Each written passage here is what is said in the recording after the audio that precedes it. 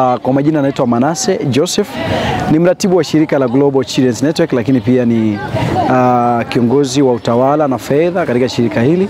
Tunamshukuru Mungu ambaye ametupa neema kufanikisha matukio mawili makubwa katika zoni zetu mbili, zoni ya ukanda wa Ngaramtoni ambao unaanzia Sakina mpaka kule Ngaramtoni. Makanisa 23 karibia 24 yalishiriki kongamano la tarehe 9 iliyofanyika Ngaramtoni, na sasa tumekuwa na lingine ambalo tumelifanya hapa, kongamano la pili ambao karibia watoto 300 kutoka makanisa mbalimbali wameshiriki, ikiwa pia ni siku maalum sana kitaifa, lakini pia hata kwa bara letu la Afrika. Leo ni siku ambayo tunaadhimisha mtoto wa Afrika.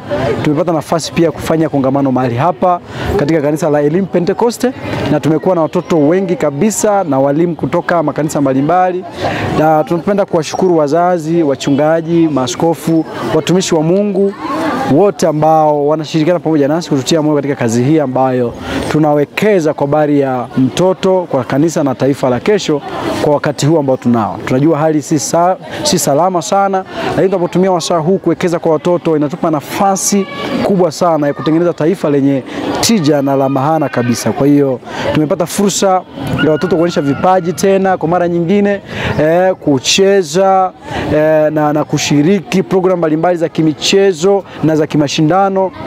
Tumeona wahubiri wakubwa ambao tukutarajia. Watoto wana vitu, kwa hiyo ni wakati ambao kwa wazazi au walezi nitoe rai kwamba tunatakiwa tuwekeze, na si kuwekeza tu, tuone pia vile vitu ambavyo wanavyo vya kimungu wanaviishi kwa namna gani. Kwa hiyo ni wakati ambao tunataka tushirikiane kama wazazi, wachungaji, maaskofu kuweza kuiweka hiki kizazi katika mazingira salama. Hii itatusaidia kutengeneza taifa zuri sana. Kwa hiyo Global Children's Network tunafanya mambo mengi, tunafanya seminar za walimu, tunafanya makongamano, tunafanya events mbalimbali, mikesha ya watoto, mambo ya mafunzo ya Biblia na vitu vingine na vingine. Tunapita kwenye makanisa kuwaonyesha umuhimu wa huduma ya mtoto kanisani, kwa sababu watoto makanisani wametengwa, hawaonekani kama ni watu wanaoweza kufanya kitu. Wachungaji wamekuwa wamedili na watu wazima kuliko watoto.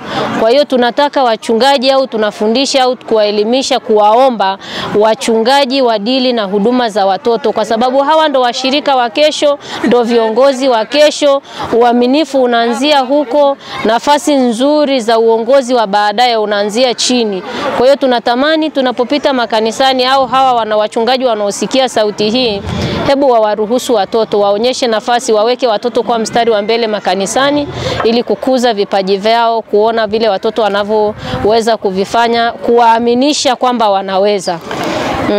Na kama wakishirikiana na GCN basi kuna mambo mazuri kama hayo mnayoyaona. Kuna malezi tunafundisha kuhusu uongozi, umuhimu wa huduma ya mtoto kanisani, mzazi na mtoto nyumbani. Kwa hiyo hata wazazi wana nafasi ya kulea, lakini tunapita makanisani huko kufundisha, maana wazazi wanapatikana makanisani.